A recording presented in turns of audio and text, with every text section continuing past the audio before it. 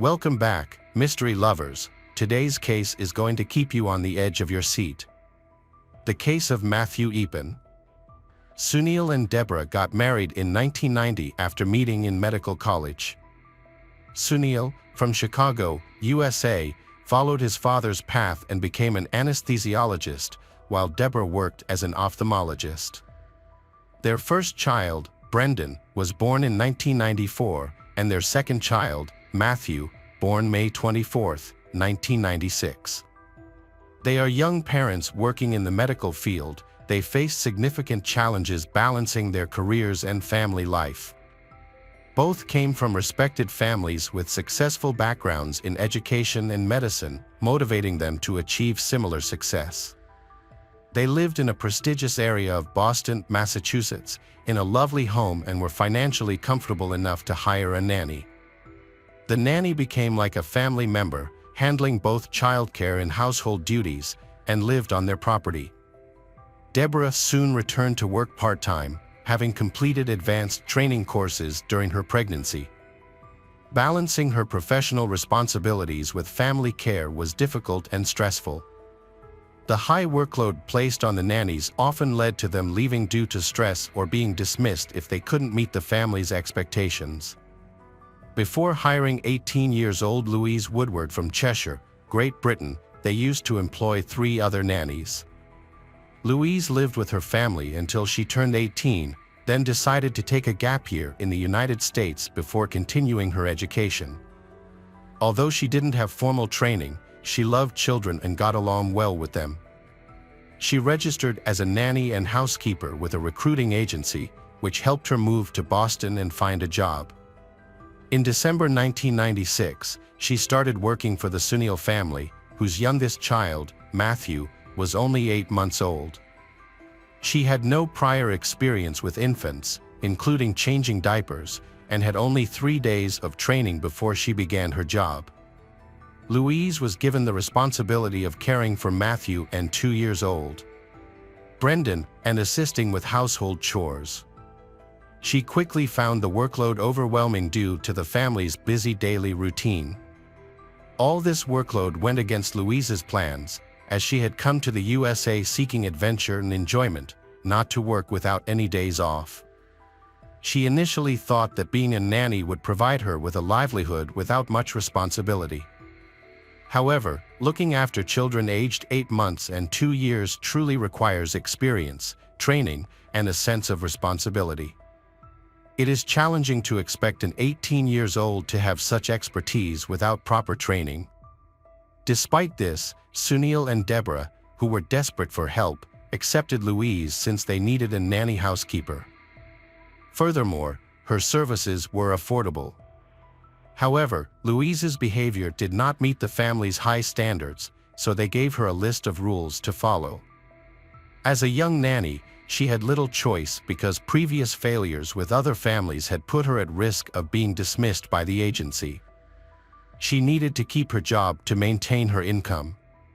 It was challenging for her to suppress her youthful, free spirit, as she preferred to walk, chat with friends, and attend parties rather than focus on work.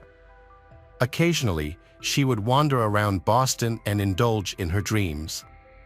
However, she started refusing work more often, frequently asking for time off, and spending a lot of time on herself. She began taking daily walks, returning late in the evening, regularly attending parties, and struggling to wake up in the morning, often sleeping until nearly lunchtime. This behavior disappointed the Eappens, as she would spend hours chatting with her family in the UK, neglecting her responsibilities with the children. One day, Deborah came home from work earlier than usual and found the children sleeping at home alone without any supervision. Later, the nanny Louise returned from a party. There were suspicions that similar incidents had occurred before. Naturally, Sunil and Deborah felt worried about their children and they were not happy with her. They spoke to her and imposed a curfew, but it didn't solve the problem. They were very unhappy with her behavior and felt they weren't getting their money's worth for services. Although they still wanted to trust her, they saw her as lazy and irresponsible. So, the relationship which she began to significantly deteriorate a few days before the unfortunate incident. She openly told Sunil that she didn't enjoy being a nanny and didn't want children because it was difficult, yet she pleaded not to be fired because she desperately needed the job. Sunil made more rules to discipline her, to get the nanny at the level they desired. On February 3, 1997, Deborah informed Louise that she could leave if anything was not to her liking. However, Louise, the nanny, resisted the idea, insisting there was no need to rush and that she was willing to accept and adhere to their new, stricter conditions. They agreed but mentioned they needed to change the children's sleep schedule by limiting sleep after 3 p.m. to prevent disrupting their nighttime rest. This change was not aimed at Louise personally but was necessary to reorganize the children's daily routine. Shortly after this, a terrible tragedy occurred. The tragedy happened just 10 weeks after Louise began her job. On February 4, 1997, Louise woke the children up in the morning after the parents left for work. She mentioned that Matthew was unusually fussy and cried a lot from the start of the day. Louise bathed him and then put him back to bed to calm him down. At 3:15 p.m., she went to wake him up from his nap and noticed he was breathing weakly and irregularly. She took him to the living room to perform CPR, but he remained unconscious. Initially, she couldn't reach Sunil and Deborah and only called 911 at 3:45 p.m. to report that Matthew, the 8-month-old, was not breathing. Louise informed the coordinator that the baby might have choked on vomit because his face was turning blue. Emergency services arrived quickly. The child was alive but in critical condition. The doctors rushed him to the children's hospital, where they found that Matthew had much more severe injuries than initially reported. Matthew, an 8-month-old baby, was found to have a 10-centimeter crack at the base of his skull, bleeding in his eyes, a hematoma between the skull and brain, and bleeding in his neck and back of the brain. He also had a broken wrist, and vomit was found in his trachea. He was urgently taken to the operating room for brain surgery and connected him to a life support machine because he was in a coma. Experienced doctors suggested that these injuries were caused by being violently shaken and hit on the head. In pediatrics, this is known as shaken baby syndrome. Babies are born with disproportionately large heads and weak neck muscles, making them vulnerable to injury when shaken. The unfixed head will dangle when shaken, causing damage to brain cell membranes and brain injury. When a baby is shaken, the brain moves back and forth inside the skull, leading to swelling and bleeding. Adults often shake babies out of frustration when they cry, not realizing it won't calm them down but will make them cry more. Continued shaking can cause severe injuries or even be fatal. Most cases occur in children up to 2 years old, but even a 4-year-old can suffer greatly from such shaking. Around 4 p.m., Deborah, Matthew's mother, noticed she had missed a call from Louise at 3:15 p.m. and also saw an urgent text message from she. Concerned, she left her patient at the hospital and called she, who explained the situation. Deborah was furious. She asked for leave from work and rushed to the hospital where Matthew was admitted. On the way, she prayed that her son would be okay. Upon arrival, she informed the doctors of her medical expertise, as she was an ophthalmologist, and asked to examine her baby. She quickly discovered severe Matthew's eye hemorrhaging. Meanwhile, the doctors alerted the police about the baby's serious injuries, prompting law enforcement to visit the Eappen family home to question the nanny. Louise. Louise was at home, looking upset and concerned, with Brendan. She explained that Matthew had been irritable and difficult since the morning, and despite her efforts to calm him, nothing worked. By the end of the conversation, she confessed to possibly being a bit harsh with him. Overwhelmed by his continuous crying and screaming, she shook him to try to soothe him, but it was ineffective. In frustration, she threw him onto a pile of towels on the bed. While taking him to the bathroom, she accidentally dropped him, which caused him to hit his head on the floor. Her account was alarming, given the severity of Matthew's injuries. The following day, the police arrested Louise on charges of assaulting a child. Matthew's condition was not improving, and doctors were sure he had no hope of recovery. The brain injury was so severe that, even if he survived, he would be paralyzed for life. Sunil and Deborah, who were also medically educated, understood this. On February 9, 1997, they made the difficult decision to disconnect Matthew from life support, worsening Louise's situation as she was accused of murder. She was denied bail before the trial, but continued to insist on her innocence, maintaining it was a tragic accident. Before the trial on May 7, 1997, Louise agreed to take a polygraph test. During the test, she was asked if she had caused physical harm to Matthew on that day.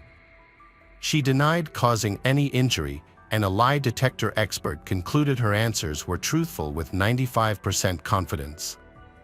Another expert, hired by her lawyers, also confirmed that she answered all questions truthfully.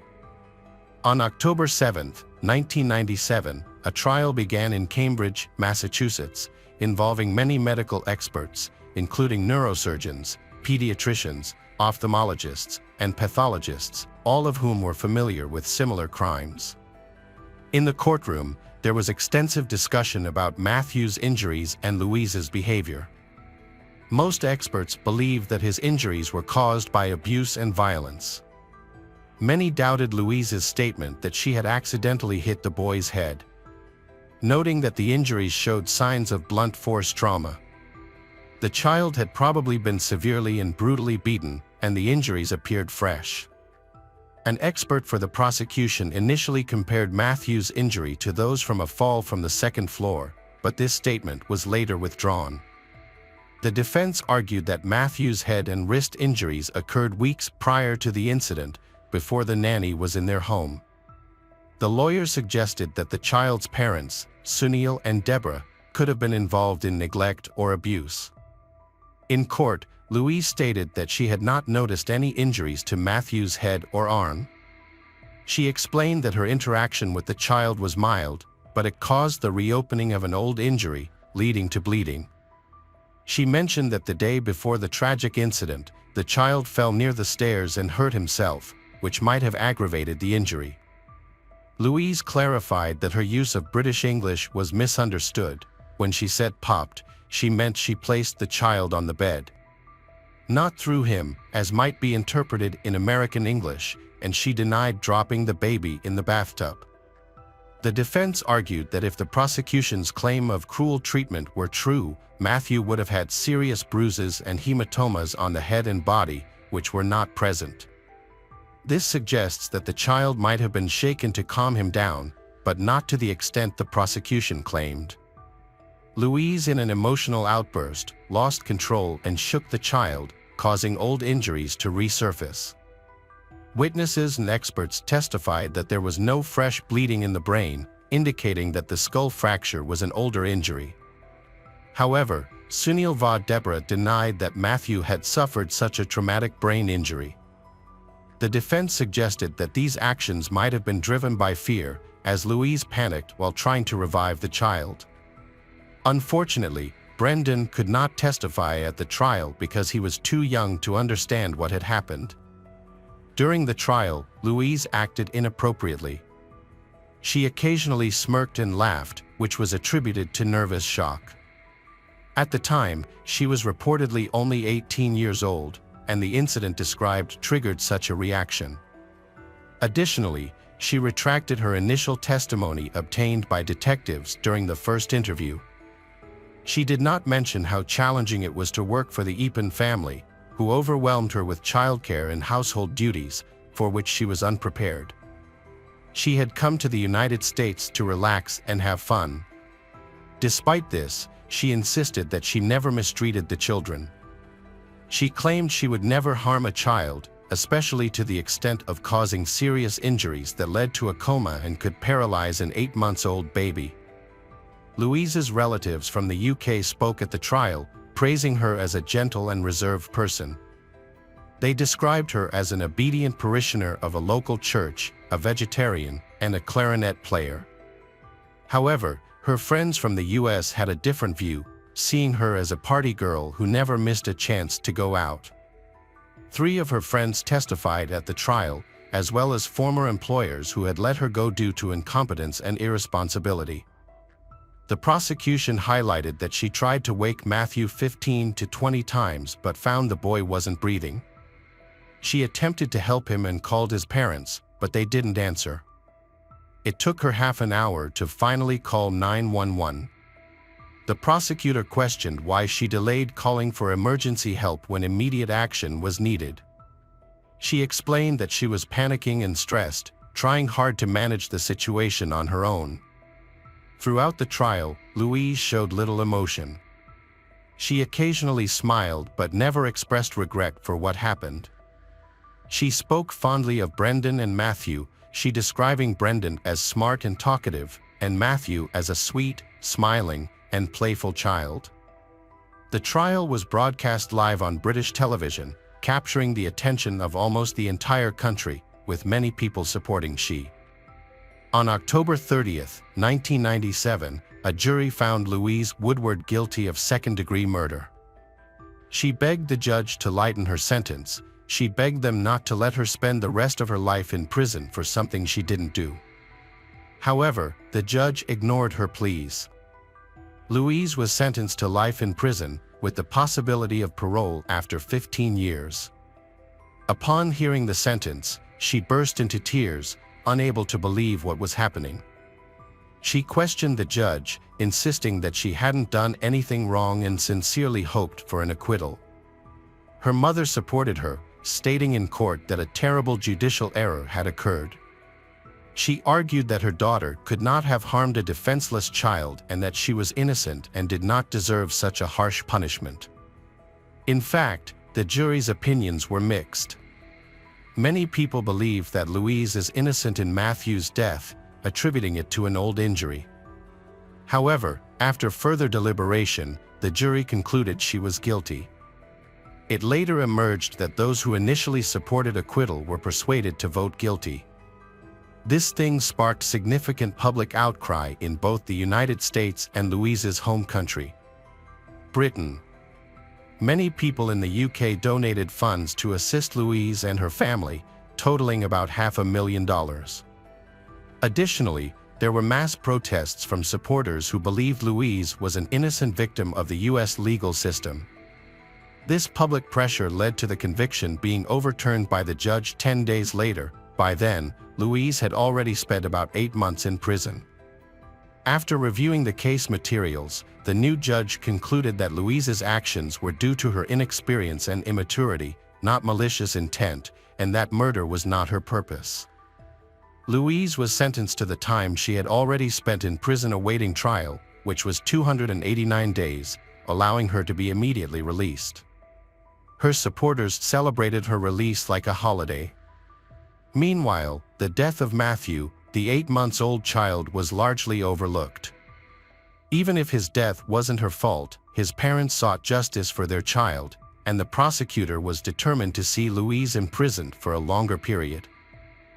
He noted that he had recently been involved in a trial where a father was accused of killing a child in a similar case, and that father remained in prison. He questioned why Louise, a nanny, was released, viewing it as unfair and contradictory given the prevalence of similar cases in U.S. judicial practice. Louise was released from prison after serving less time than it took. She returned to her hometown in the UK in 1998 and enrolled in the Faculty of Law at London South Bank University. She explained that her interest in law developed during the trial, as she engaged deeply with legal matters to better understand the proceedings. Thus, choosing law as a profession felt natural and obvious to her. While pursuing her studies, Louise decided to fulfill another dream, learning to dance. She took salsa lessons and later opened her own dance school, becoming a dance instructor. Her classes included children, often accompanied by their mothers, who were comfortable with her past and aware of the accusations against her. In 2002, Louise graduated with honors from university and began working as a lawyer. However, a year later, she left her law firm to return to her dance studio. She then married businessman Anthony Elkis, who worked in cargo transportation, and they had a daughter. By 2014, Louise had authored several books and participated in numerous interviews about past incident.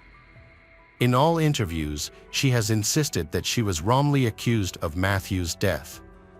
She insisted she had no intention to harm and believed her arrest was unjust.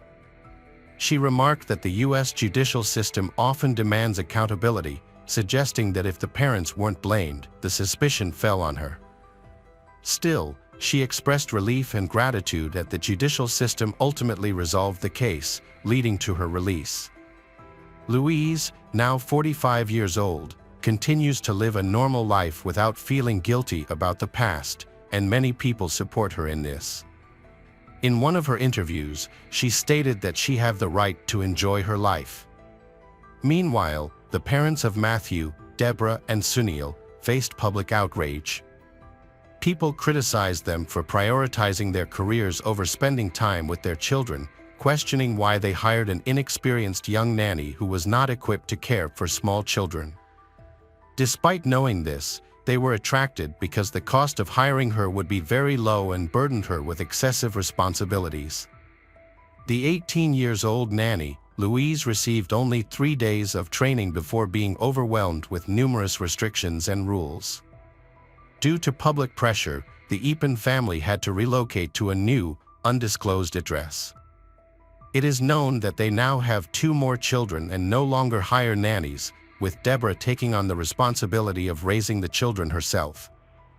They established the Matthew Eappen Foundation at Boston Children's Hospital to enhance child safety and well-being by educating the public about the dangers of shaking a baby and providing support to victims and their families. Hi everyone, thanks for returning. Let's unravel another perplexing mystery. The case of Schmidt family. Tyler Schmidt was born on November 13, 1979, in Iowa, USA. He spent his childhood in Cedar Falls, a city home to the University of Northern Iowa.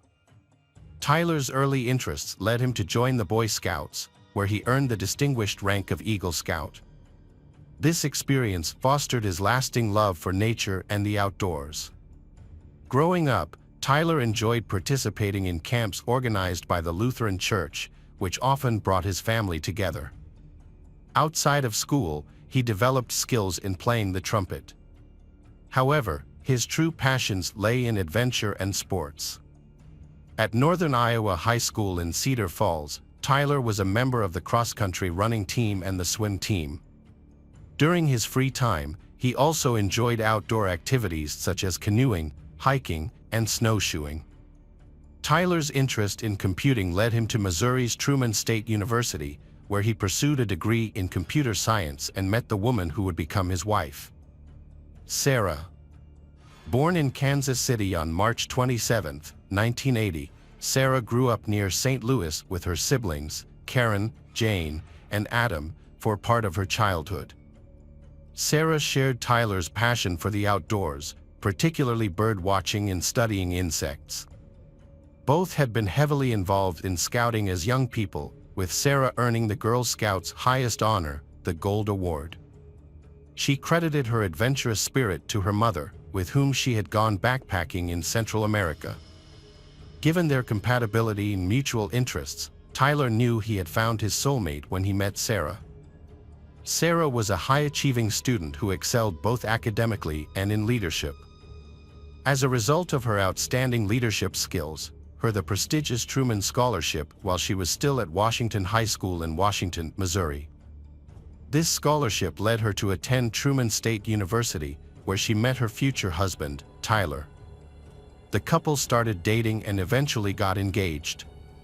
Both families were supportive of their decision to marry, as they believed the two were meant to be together and start a beautiful family. On June 22, 2002, friends and family gathered at St. John Lutheran Church in Cedar Falls for Tyler and Sarah's special day. Guests took their seats under the guidance of the wedding coordinators, with Tyler's parents and Sarah's mother seated at the front, joined by her nearby siblings. Tyler's uncles and cousins were also in attendance. Sarah stood outside, preparing to make her grand entrance at her wedding ceremony. She was accompanied by her father, who would escort her down the aisle and give her away to her fiancé. The ceremony was a promise of love and commitment between the 22-year-old couple, who vowed to stand by each other until the end of their lives. Following the wedding, Tyler and Sarah embarked on a romantic 10-day honeymoon to the breathtaking Boundary Waters, a wilderness area on the US-Canada border, situated between Minnesota and Ontario. This destination was chosen for its natural beauty, reflecting the couple's shared love of nature. After Tyler and Sarah got married, they focusing on building economic stability and advancing their careers. Following the completion of their bachelor's degrees in Missouri, they relocated to Lawrence and attended the University of Kansas.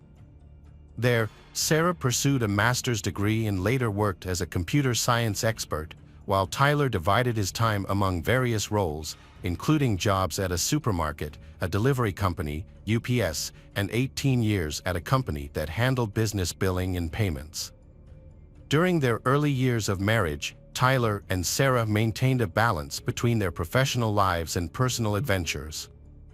They made time for each other and regularly explored new outdoor destinations. The couple was social and enjoyed hosting family game nights and gathering with friends to play board games. They also participated in local community activities through the Lutheran Church and actively supported the Kansas Jayhawks basketball team, often attending tournaments at the Allen Fieldhouse.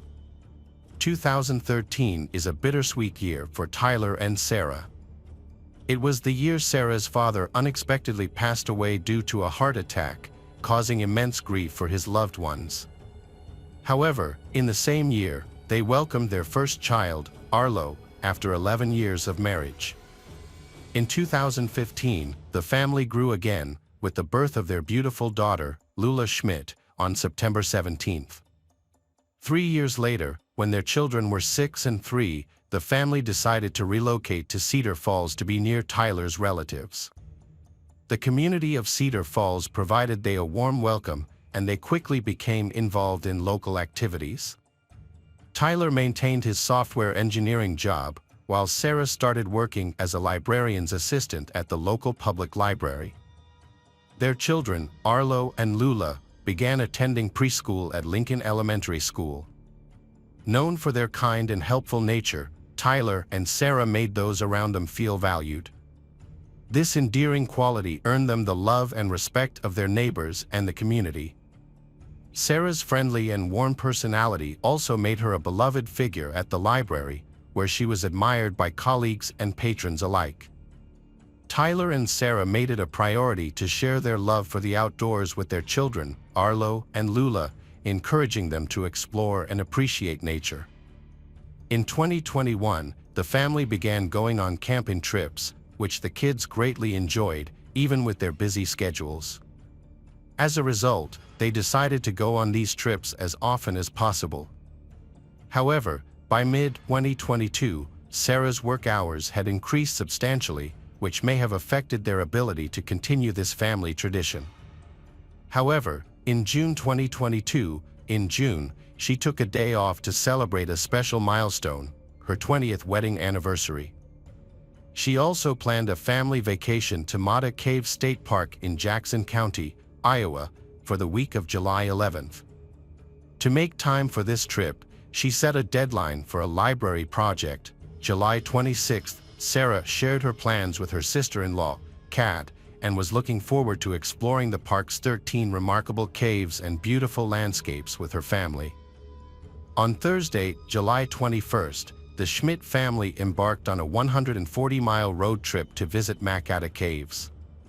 The family, consisting of Tyler and Sarah, both 42, and their children Arlo, 9, and Lula, 7, arrived at the campsite before 5 p.m. due to the crowded camping area. The Schmidts decided to set up their tent near the park's entrance. Later that evening, around 7 p.m., another family, the Sherwins, arrived and parked approximately 200 feet away from the Schmidt's tent. Joe, Cecilia, and their 23-year-old son, Anthony, from Nebraska, had been on a week-and-a-half-long camping trip that took them to Michigan's Upper Peninsula. When they were on their way back home, they decided to stop at Matthew Caves, setting up 2 tents, one for the parents and another for their son Anthony. Anthony consistently showed great care and consideration for his parents' needs and earning praise from his mother, who frequently described him as the ideal son, kind, empathetic, and an outstanding student. At the time, Anthony was working on a business venture that involved developing a computer system. He claimed the business had the potential to generate millions and planned to use some of the profits to support his parents financially. However, Cecilia knew very little about the project, as Anthony maintained secrecy and only revealed that he communicated via emails that were heavily encrypted and secure. At Matthew Caves, campers had settled in for the night. However, their peaceful night's sleep was disrupted before dawn on July 22 by the sudden sound of gunshots. A short time earlier, a man wearing black had entered the Schmidt family's tent. Inside, the attacker targeted Tyler and then Sarah. Arlo, who had been asleep, was jolted awake by the screams of his sister Lula. As he turned to see what was happening, he saw blood and was overcome with fear. Managing to escape the tent, Arlo ran to find help. As he fled, he heard the sound of one final gunshot. Cecilia and Joe, from the adjacent campsite, quickly exited their tent due to the commotion. Joe began searching for his son among the other campers, inquiring if anyone had seen him.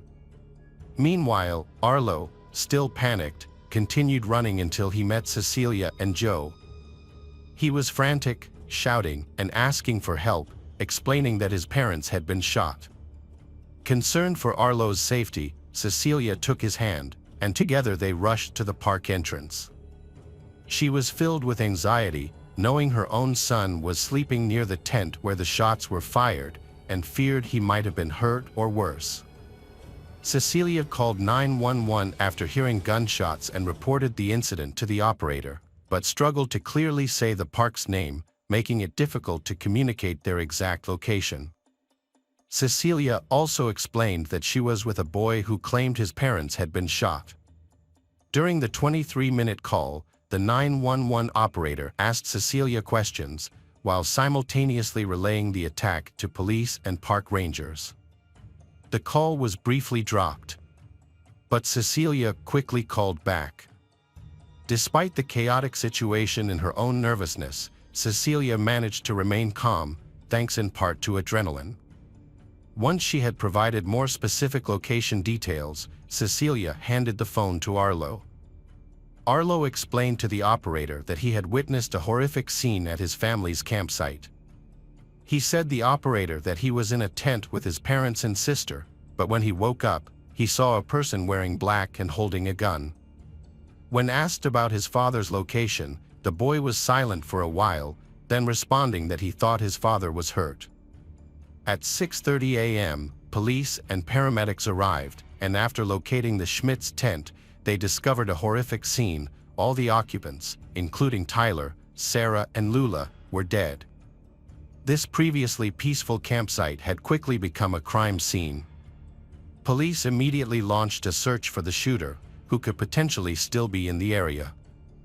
Following the attack, authorities promptly evacuated everyone from Matthew Caves State Park and nearby Camp Shalom, a Christian summer camp about 1.5 miles away. The evacuees were assembled outside the park for a head count, which revealed that only one person, Anthony Sherwin, was missing. It was also discovered that Anthony was armed.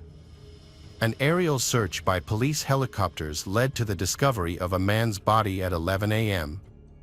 Once officers reached the location, they found the man was deceased. He was identified as Anthony Sherwin. Preliminary investigations pointed to Anthony as the primary suspect in the murders. Authorities believed he had perpetrated the attack on the Schmidt family before taking his own life. The park was temporarily closed by authorities following the incident, with the closure lifted by July 28. The Iowa Department of Natural Resources offered its condolences for what had occurred. A spokesperson for the department expressed deep sadness and disappointment on behalf of the team, acknowledging that the incident had disrupted the long-standing tradition of Iowa families enjoying the state's natural beauty.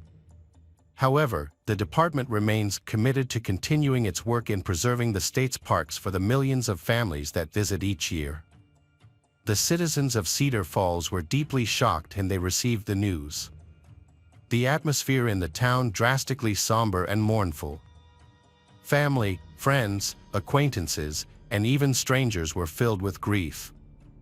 A heartfelt message was displayed in a window at the Cedar Falls Public Library, where Sarah had worked, paying tribute to Tyler, Sarah, and Lula, saying they may have left too soon, but their memories would remain forever in the hearts of those who knew them.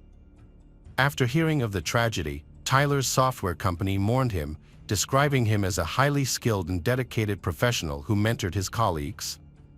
His colleagues were deeply saddened by the news, remembering Tyler's love for his children, especially his child Arlo. The mayor of Cedar Falls shared his grief on Facebook over the loss of the 3 Schmidt family members. He knew Sarah, with whom he had worked on a technology project in the past.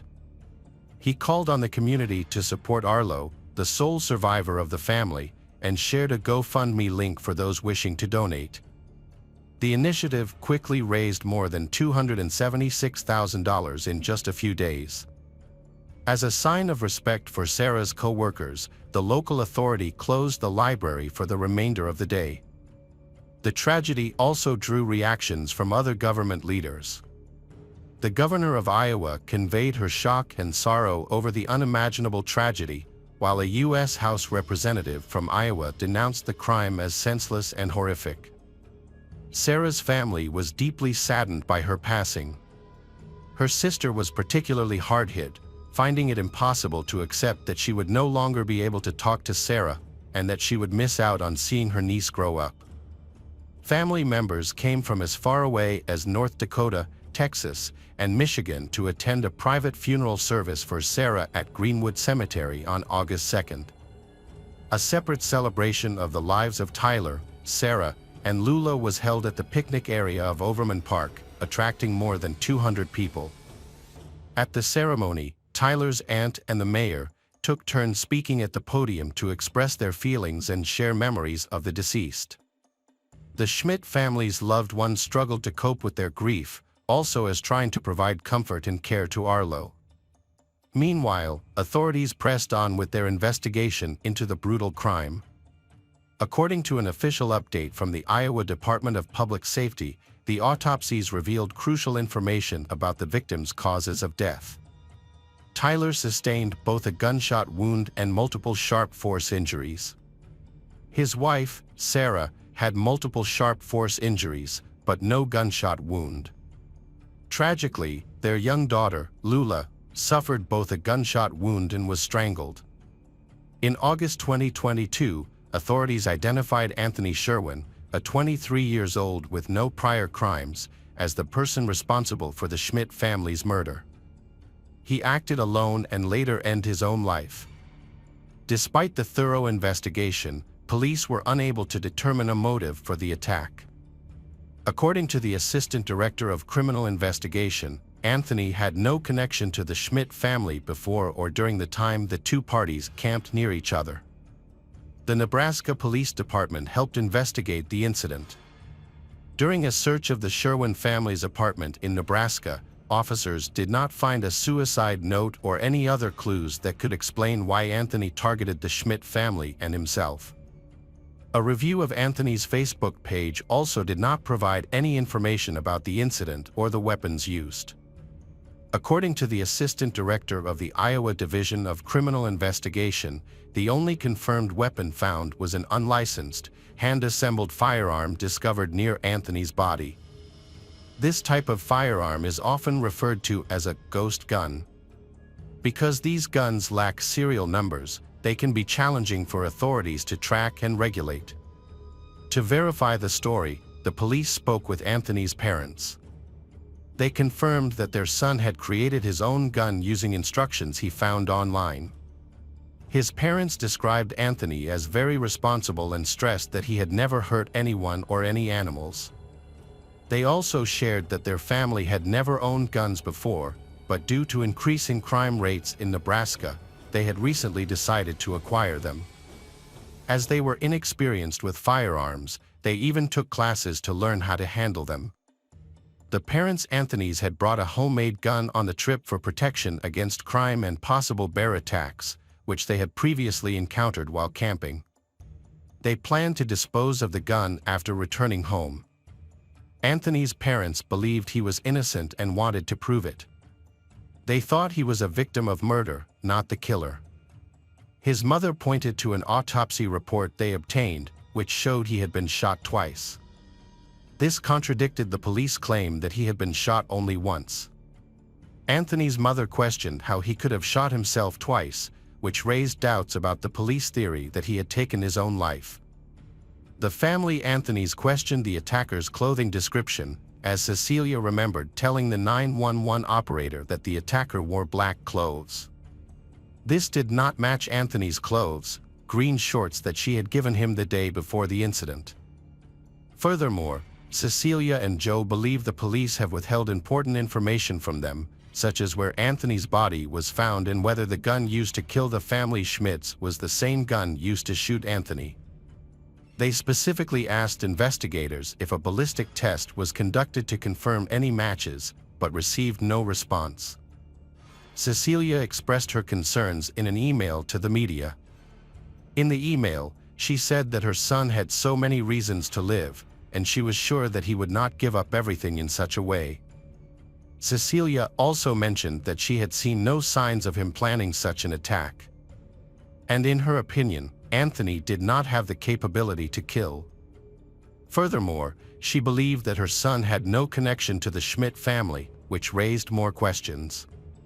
When Cecilia reached out to investigators, their response only added to her confusion. They simply mentioned that it was a random murder.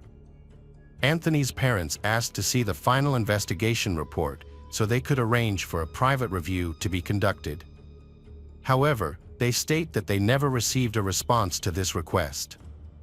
Around the same time, in January 2023, a news organization also requested public documents related to the case, but was still waiting for them. According to Iowa's Open Records Law and the Freedom of Information Act, a request was made for various documents related to the case, including incident reports, investigation files, crime scene summaries, and autopsy reports. However, the Iowa Department of Public Safety Commissioner's office responded that these documents were not publicly available. They could only release basic information about the case, which had already been included in the press release and its supplementary links. A few days after the inquiry, the media outlet sent an email to the official asking if the gun Anthony used to kill himself was the same one used in the Schmidt family murders or not. The official did not respond. So far, the police believe Anthony was a random killer who brutally murdered family Schmidt by shooting, stabbing, and strangling them. This conviction stands unless new evidence surfaces to prove otherwise. Anthony was also murdered, and those who knew him described him as kind, studious, and innocent. Following traumatic incident, Arlo, the sole survivor of a massacre, came to live with his relatives in Cedar Falls, CU the law entre qua Sarah. Recently, in an interview, Sarah's brother expressed admiration for Arlo's courage and the young boy's remarkable mental resilience. Following the tragedy, a fundraising page on GoFundMe was established to collect money for Arlo's care and to create a fund that will support his future education. Hey detectives!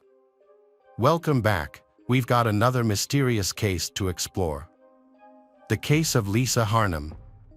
Lisa Harnum was born on June 12, 1981, in the Toronto suburbs of Canada. She was the second child in her family, raised by her single mother, Joanna, along with her older brother, Jason. The two siblings were extremely close, but their father's departure when they were very young left them with no memories of him. Growing up, Lisa was a lively and driven young girl with a strong passion for sports. She spent much of her childhood actively in various activities with her brother, including martial arts and team sports like soccer and volleyball. However, her true love was ballet. She spent hours each day at the dance studio, practicing rigorously.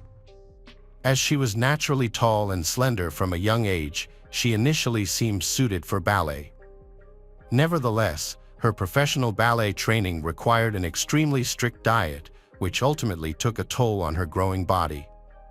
Lisa struggled with anorexia, an eating disorder, during her teenage years.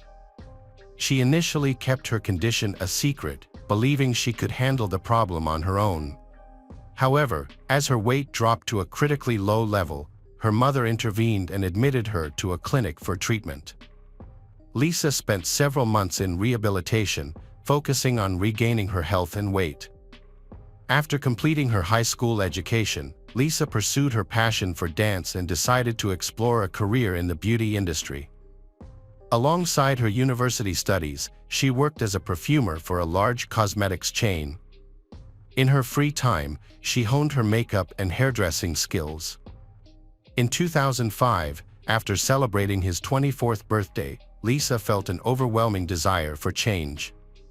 She wanted to leave Canada and move to Australia. Two primary reasons drove this decision. She craved a warmer climate and was eager to explore the world. To make the move possible, Lisa obtained a one-year work visa and traveled to Australia. Her mother accompanied her initially, staying for the first few months to ensure Lisa settled into her new surroundings. Once satisfied that her daughter was capable of taking care of herself, her mother returned to Toronto. Lisa made the decision to stay in Sydney permanently after her initial visa expired. To achieve this, she first extended her stay for another year. During this time, she gathered the necessary documents to apply for Australian citizenship. Outside of work, Lisa faces her own personal problems. Due to not having a father figure in her childhood, she often found herself attracted to older men. She often seeks concern from more mature men. Lisa's personal and professional life began to fall into place when she landed a job at a Sydney cosmetics company in 2006. She soon started dating a coworker who was nearly twice her age. As their relationship progressed, they decided to move in together, and Lisa relocated to his apartment. A few months later, they took the next step, and Lisa introduced her boyfriend to her mother and brother. And they accepted her choice. The couple traveled extensively, visiting destinations like the Seychelles and Paris, and even attending Rio de Janeiro's famous carnival. At one point, the man proposed to Lisa, and she happily accepted. However, their engagement was short-lived. About a year later, the couple broke up. While Lisa didn't reveal the specific reasons for their split, but she hinted that their age difference was a major factor. In 2010, Lisa completed her education at the Sydney College of Stylists. She secured a job as a hairdresser at a well-known beauty salon, where she quickly gained the respect of her colleagues and the trust of her clients. During this time, Lisa starts dating a new boyfriend. However, it came to a swift end when she discovered he was married. As she didn't want to damage someone else's family, she ended the relationship promptly. Before the breakup, he introduced Lisa to a businessman named Simon Gitney at a party. Unfortunately, this introduction had severe consequences for Lisa. Simon Gitney was born in December 1973 in Maryland to an immigrant family from Lebanon who held strong religious beliefs. His parents raised Simon and his 5 siblings with a firm hand. Despite this, Simon struggled with managing his emotions from a young age, frequently experiencing intense anger outbursts and displaying possessive tendencies. He could not stand rejection and often resorted to violence. Simon's behavior eventually landed him in trouble with the law. Simon's first experience in jail occurred when he was 18 years old. He showed up at his ex-girlfriend's workplace and began harassing her, prompting the store owner to intervene and throw him out. Undeterred, Simon returned with friends and attacked the store owner. Simon physically assaulted him. As a result, Simon was jailed, but only served a short sentence and was eventually released on bail due to good behavior. 3 years later, Simon was arrested again, this time for robbery. Then he resisted arrest. A physical altercation broke out and he bit off part of a police officer's ear. This act put him at risk of a serious prison sentence. Fortunately, the pastor of his family's church intervened on his behalf, which led to Simon serving only a year and a half in prison. Years later, in 2000, Simon got into trouble with the law once more. He was arrested for possessing and distributing illegal substances. Despite the severity of the crime, but he received a relatively lenient sentence and served only 2 years. After his release, Simon appeared to turn his life around. He relocated to Sydney and co-founded a successful luxury women's shoe business with some friends. The business generated a substantial and steady income, quickly making Simon wealthy. He purchased a luxurious home in an upscale neighborhood and a high-end vehicle. Simon made a concerted effort to conceal his troubled past from those around him, including roommates and romantic partners. Simon and Lisa had exchanged numbers at a party, and he soon followed up with a call. They started with casual conversations. But over time these talks developed into a romance. In January 2010, Lisa confided in Simon about her dissatisfaction with her current living situation. She expressed a desire to rent an apartment in a different neighborhood. Simon generously offered her a temporary place to stay in his luxury apartment, rent-free, while she searched for a new home. Despite initial reservations from Lisa's mother, Joanna, Lisa reassured her that the arrangement was temporary and that she and Simon were just friends. At the time, Lisa assumed Simon was gay because he takes great care of his looks and used piercings, but this assumption proved to be incorrect.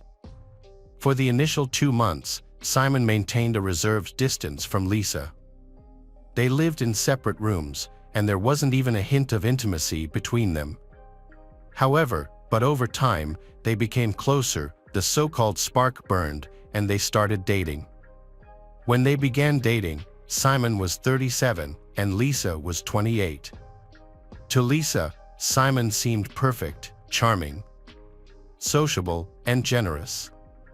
He frequently surprised her with gifts and pleasant experiences, causing her to see him as a prince in a fairy tale. As a couple, they began attending social events together, especially at an elite sports club that Simon frequents. Lisa genuinely believed she had found her soulmate and was convinced that she would spend the rest of her life happily with Simon. She happily shared her feelings with her mother, brother, and friends, but she remained oblivious to the fact that her fairy tale would soon come to an end. 6 months into their relationship, Simon's behavior began to shift in subtle ways that Lisa didn't notice at first. Unaware of the manipulation, she thinks that Simon is doing everything just for her good. However, he slowly isolated her from her friends and family, disregarded her personal boundaries, and attempted to alter her perspectives, tastes, and behavior to align with his own desires. In June 2010, shortly after Lisa's 29th birthday, Simon started pressuring her to leave her job at the beauty salon. He said that she wasn't appreciated there and she could find a higher-paying job elsewhere. However, Lisa enjoyed her work and had many loyal clients. She was also satisfied with her income and didn't see a reason to quit, so she refused Simon's suggestion. Simon was not satisfied with Lisa's decision. In August, he took drastic action. He showed up at her salon, causing a huge scandal, forcing her to quit. Despite Lisa was shocked and disappointed by Simon's behavior, but he convinced her that she no longer needed to work, as his income would be enough to support them both comfortably. He reassured her that they could afford anything they wanted and live a life of luxury. A month and a half later, Simon and Lisa moved into a high-end apartment on the 15th floor of an elite residential complex. Unbeknownst to Lisa, the apartment was filled with hidden surveillance cameras, allowing Simon to monitor her every move. He further tightened his grip on her by giving her a smartphone and laptop that he had pre-installed with spyware. The spyware enabled Simon to track Lisa's messages, emails, calls, and movements. He also gained access to her social media accounts, which he manipulated by deleting posts and photos, reading her private correspondence, and controlling her friend list. As time passed, Simon's control over Lisa grew, but he cleverly made it seem as though she was making her own decisions. In reality, he had invaded every aspect of her life, leaving her with no sense of privacy. Simon exerted control over Lisa's appearance by prohibiting her from wearing cosmetics, deeming her makeup too bold and unrefined. He also purchased unflattering clothing in dark colors, discarding her existing wardrobe due to its revealing nature, which he believed would attract unwanted male attention. Lisa's movements were restricted as well. Simon would only allow her to leave the apartment if he accompanied her, and even then, they only visited places he had selected. He also barred her from going to the gym, instead buying her expensive exercise equipment for home use, citing this as a suitable alternative. Simon's control extended to Lisa's social life, causing her to lose connections on social media. As her online connections dwindled, Simon eventually convinced her to delete her accounts altogether. Lisa had lost touch with her friends, and her interactions were under constant surveillance. The only people she was allowed to communicate with were her mother and brother, with Simon's permission. When Christmas 2010 approached, Lisa planned a trip home to Canada to spend the holiday with her family. Initially, Simon intended to join her, but then because he was busy with work, he couldn't go with her. Despite his reservations, Lisa persuaded him to let her travel alone, as she had not seen her loved ones in over a year. Simon eventually agreed, but only on the condition that she adhere to a strict set of rules he had established for her trip. Her brother Jason and her mother, Joanna, were shocked by the transformation in Lisa over the past year. Gone was the bright and cheerful beauty she once was. Her appearance had changed in every way. Without makeup, her face was barely recognizable. Her luxurious hair is tied into a ponytail and hidden under a headpiece. Her clothes were now baggy, unflattering, and black. However, it was not just her physical appearance that was alarming. Lisa's behavior had also changed significantly. She would flinch with anxiety every time the phone rang and rush to answer it instantly. This was because Simon had made it a condition for her. She had to be available to answer his calls at any time, no matter what she was doing. Lisa always stayed at her mother's house, refused to see her friends, and almost never went out, causing her mother Joanna to become extremely concerned. Joanna decided it was time to have an honest conversation with Lisa to understand why she was behaving this way. During this conversation, Lisa broke down in tears and confessed that her boyfriend Simon constantly monitored her activities, knowing who she associated with, who she talked to on the phone, and what they discussed. Lisa also revealed that Simon controlled many aspects of her life, forbidding her from working, seeing friends, going to the gym, or have any preferences. As a result, she had lost touch with all of her friends. Lisa's mother was shocked and urged her to stay in Canada, pointing out that she had no ties in Australia. However, Lisa was resolute, explaining that she loved Simon and didn't want to end their relationship. She believed their issues were temporary, given they'd only been together for less than a year, and that he would eventually calm down and become less controlling. Lisa was also convinced that Simon genuinely cared for her and wanted the best for her. Despite her family's concerns and efforts to persuade her that the relationship was unhealthy, Lisa decided to return to Australia to be with Simon. Lisa tried to ease her mother's concerns by telling her that Simon cared for her and wouldn't cause her harm. However, when Lisa went back, things took a turn for the worse. Simon restricted her from leaving their apartment and even demanded that she avoid eye contact with other men when they were out in public, insisting she keep her gaze on the ground. Furthermore, Simon started referring to Lisa by her middle name, Cecilia, because he thought it sounded more polite that way.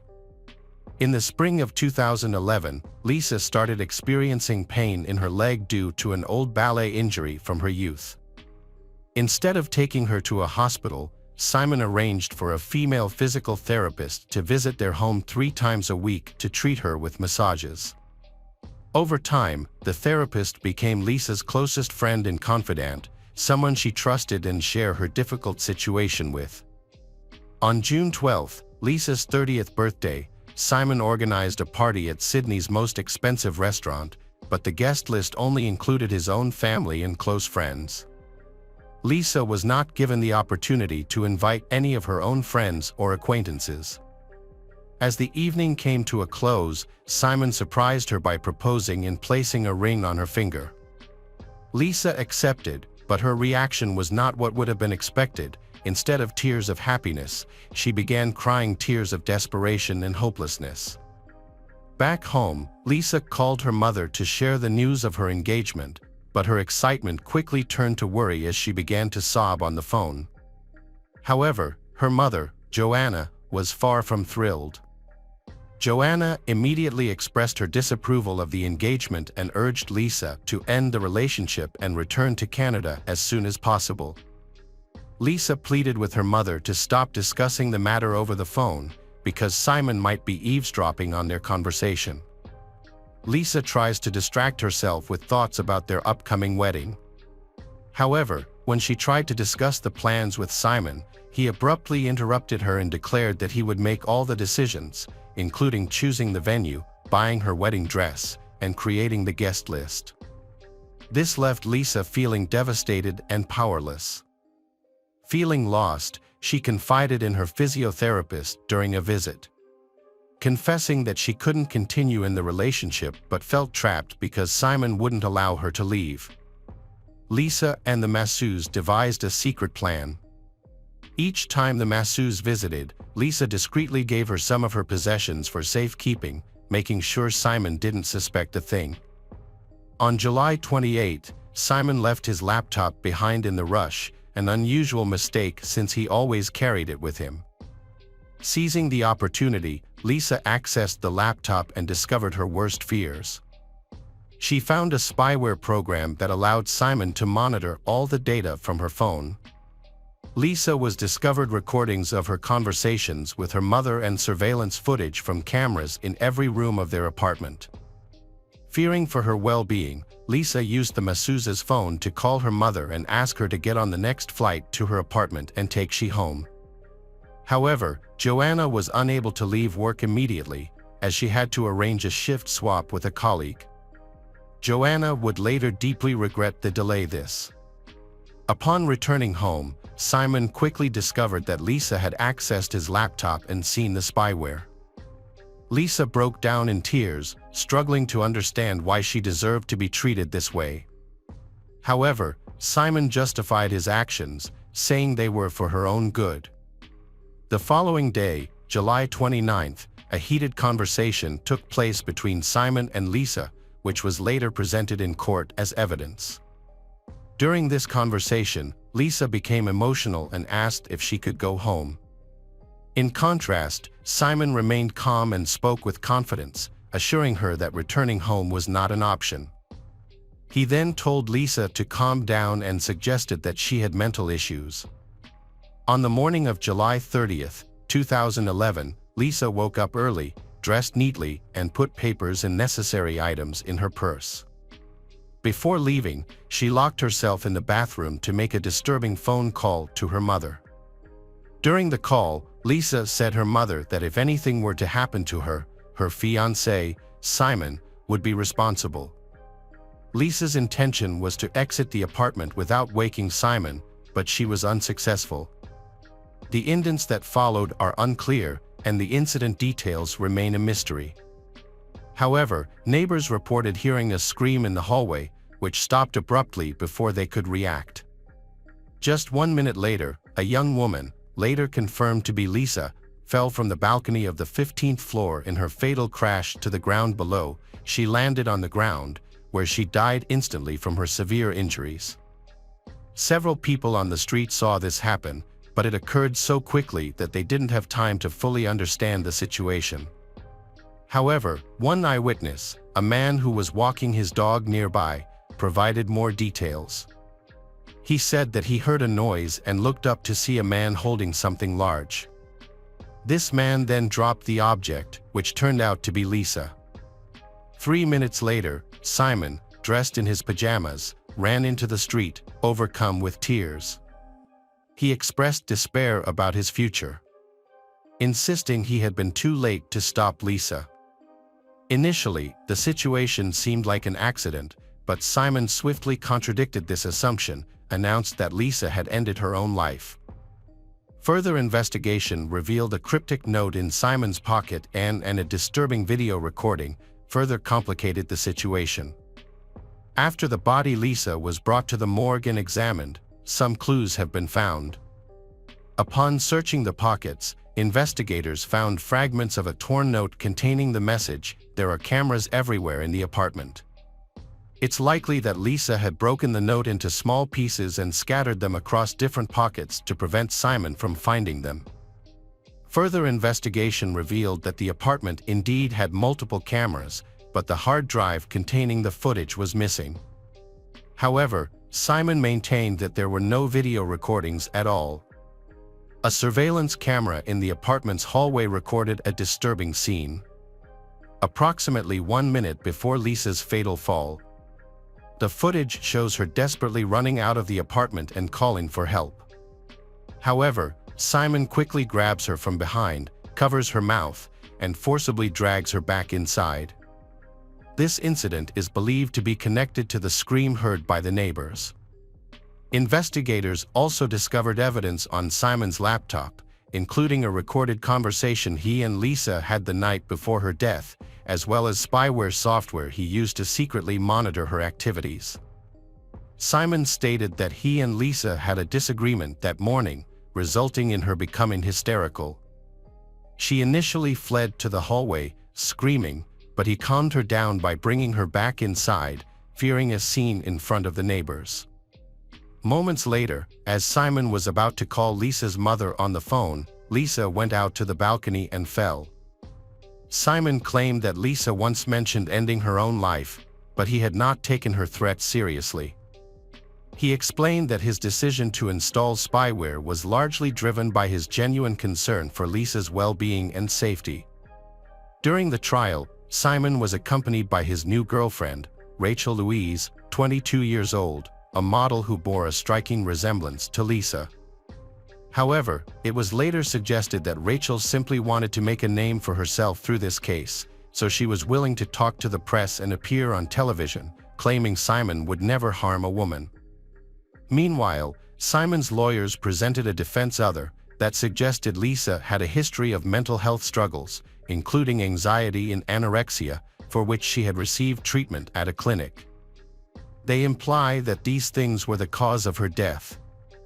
The defense argued that Simon was of short stature, so he could not have lifted Lisa himself, because she was taller than him, thus he would not have been able to throw her off the balcony.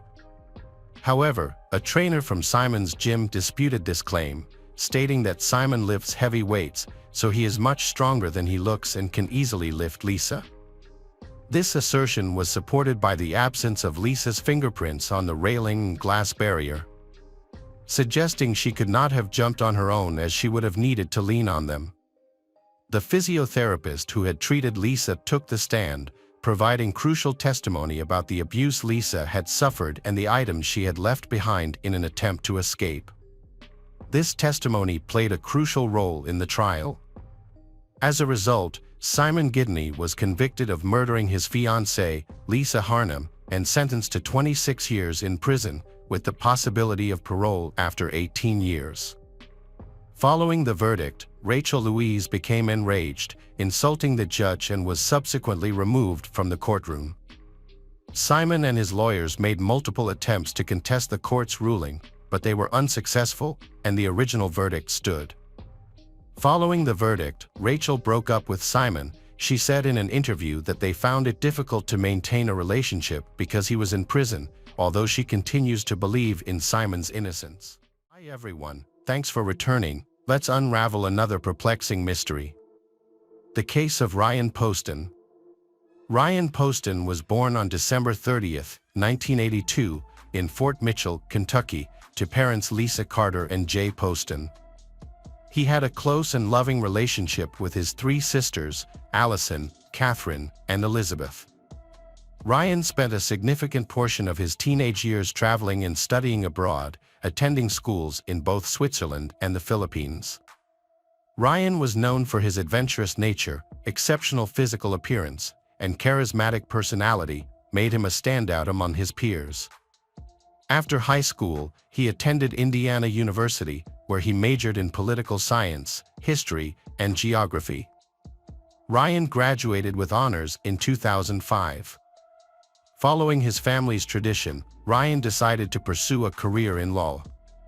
He enrolled in the Salmon P. Chase College of Law at Northern Kentucky University. Ryan had a profound respect for the legal profession, inspired by his grandfather and uncle, who were both attorneys. He had ambitious goals, one of which is the dream of owning a law firm.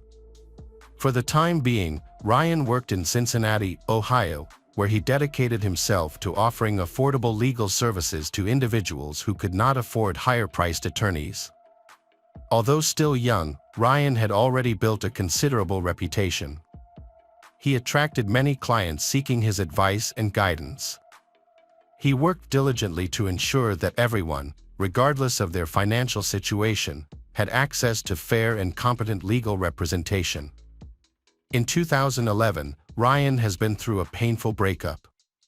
He often visited his cousin Carissa in Lexington, Kentucky, seeking comfort and support. On one of these visits, his life underwent a dramatic change after an encounter with Shayna Michelle Hubers. Originally from Lexington, Kentucky, Shayna was a Southern, and is the epitome of a true Southern girl, known for her extroverted and sociable personality. Her warmth and charm drew people to her. After graduating from high school in 2009 with a full scholarship, she studied psychology at the University of Kentucky.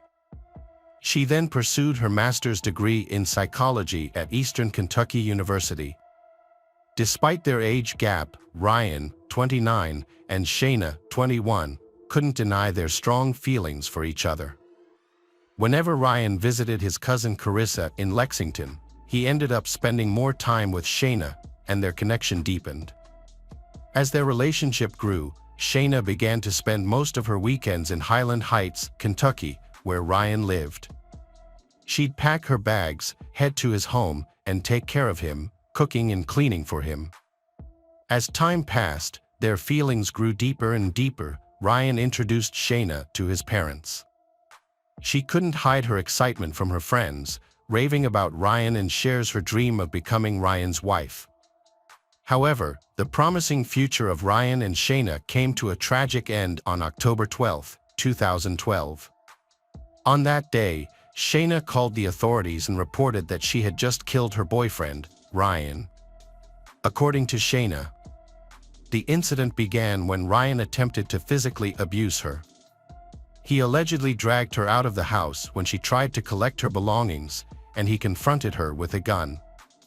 The situation became very tense and turned into a violent brawl, during which Shayna gained control of the firearm. Feeling intimidated by Ryan's, she panicked and pulled the trigger, shooting him. Believing Ryan was fatally wounded and wanting to end his suffering, she shot him several more times. Shayna believed Ryan's death was inevitable, so she wanted to end his suffering. After the shooting, Shayna placed the gun on a bookshelf and called 911 to report the incident. When officers arrived, they requested her to exit the apartment with her hands raised. Despite initial hesitation, but she complied, following the officer's instructions to lie face down on the ground. Throughout that time, Shayna appeared visibly upset. After handcuffing Shayna and placing her in the patrol vehicle, the officers entered the apartment. Inside, they found Ryan Poston dead on the dining room floor, covered in blood. Investigators then arrived and surveyed Ryan's condo. The condo appeared somewhat messy, but not unusually so for a 29-year-old man. Further investigation revealed that Ryan had a permit to carry a concealed weapon and owned firearms. The gun used by Shayna to shoot Ryan was identified as his own Sig Sauer semi-automatic pistol. Based on evidence from the apartment, investigators concluded Ryan was sitting at the table when Shayna started shooting. Blood on the table confirmed this. However, several items on the dining table were untouched, contradicting Shayna's account of a struggle. Typically, a fight would have knocked these items out of place. Investigators thoroughly examined Ryan's apartment for clues. Simultaneously, officers went door to door in the neighborhood to gather more information from Ryan's neighbors. A neighbor named Nikki provided valuable information to the detective. She knows Shayna well and feels Shayna is more responsible for the relationship than Ryan. Nikki reported that the couple often had loud arguments that disturbed the neighborhood. Months earlier, Shayna had visited Nikki, crying and expressing her fear of Ryan. Shayna claimed that a violent altercation with Ryan had left her injured, and he threw her down the hallway. Nikki believed Shayna's story and urged her to report the incident to the police. However, Shayna decided not to do that. When Shayna was at the police station, detectives interviewed her about the shooting of boyfriend Ryan. Before they started the questioning, the officers told Shayna her rights, which informed her that she had the right to a lawyer. Shayna asked for a lawyer, so the questioning was put on hold. While she waited in the interrogation room, she filled out some paperwork, under the supervision of a detective. Shayna chose to speak with the detective despite asking for an attorney. When asked the name of the victim, Shayna showed no emotion, simply stating, "the man she killed," clearly referring to her long-term boyfriend, Ryan. During the interrogation, Shayna explained that she acted in self-defense. She claimed Ryan had physically attacked her, grabbing her throat and throwing her around their apartment. During a break in the interrogation, the detective stepped out of the room and another officer took over. Shayna then shared new information with the officer about her confrontation with Ryan. She stated that before the shooting, Ryan said mean and unpleasant things to her, calling her unhinged and taunting her while holding a gun. Shayna attributed Ryan's violent behavior that night to being under the influence of substances. She maintained her account of the incident leading up to the shooting, claiming Ryan was sitting at the dining table handling ammunition for his pistol. She caught him staring at her from across the table and believed this was a sign that he intended to kick her out of his condo. Shayna admitted to seizing the opportunity to grab the gun and shoot Ryan. In the midst of chaos, Shayna fired one shot at Ryan, hitting him. Shayna initially thought she needed to end his suffering, as he was twitching after the first shot, and proceeded to fire several more shots, ultimately resulting in Ryan's death. Shayna revealed in her confession that Ryan was self-conscious about his appearance, especially his nose, and had previously expressed a desire to get a nose job. With this knowledge, Shayna intentionally shot Ryan in the face, claiming she was granting his wish. Throughout the interrogation, Shayna revealed that she was worried her relationship would be affected if people found out her boyfriend was dead. Specifically, she feared that no one would want to marry her if they knew she had killed her boyfriend, even if it was in self-defense. After hearing her out, the detective arrested Shayna and charged her with Ryan's murder. Shayna appeared to be surprised by her arrest, insisting that she had only shot Ryan to protect herself, and apparently expecting a different outcome. In 2015, Shayna's trial started, and the courtroom was filled with anticipation. The prosecutor began by comparing Shayna to Jodi Arias, another woman who had been accused of murdering her boyfriend, Travis Alexander. The similarities between the two cases were striking. This comparison increased the tension in the courtroom as everyone waited to see what would happen.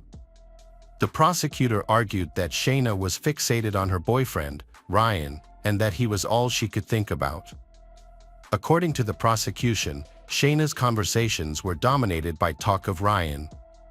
During the trial, the prosecutor presented a narrative of Ryan's intentions based on his friends' accounts. According to them, Ryan planned to end his relationship with Shayna and intentionally avoid her phone calls and texts. Despite these things, Shayna continued to show up at his condo in Highland Heights uninvited. The prosecution presented evidence that Ryan had plans to meet Audrey Bolt, the 2012 Miss Ohio, for a date on the night of the murder. This new information supported the prosecution's theory that Shayna was motivated by jealousy and anger towards Ryan's new relationship. Audrey testified that she had arranged to meet Ryan for drinks at a bar that night and waited for him, but he never arrived. It was only later that she discovered he had been shot and killed. During Shayna's trial, the prosecution showed the jury evidence that Ryan had often expressed his wish to end their relationship. Shortly before his death, Ryan called his father, Jay, for advice on how to handle the situation. Jay told Ryan to be kind to Shayna to avoid an ugly breakup. Despite Ryan wanting to break up with Shayna peacefully, but she continued to manipulate him.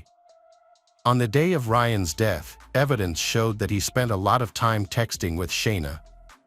In these texts, Ryan clearly told her that he didn't want to see her that weekend because he had other plans. Nevertheless, Shayna showed up at his condo uninvited, which was a common occurrence. The prosecution argued that during the argument, Ryan told Shayna it was over and she could no longer control him. This enraged Shayna, who then shot Ryan in a fit of rage.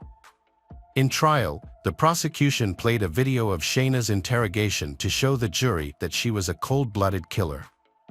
The video showed Shayna dancing and singing, seemingly unaffected by the departure of her boyfriend, Ryan.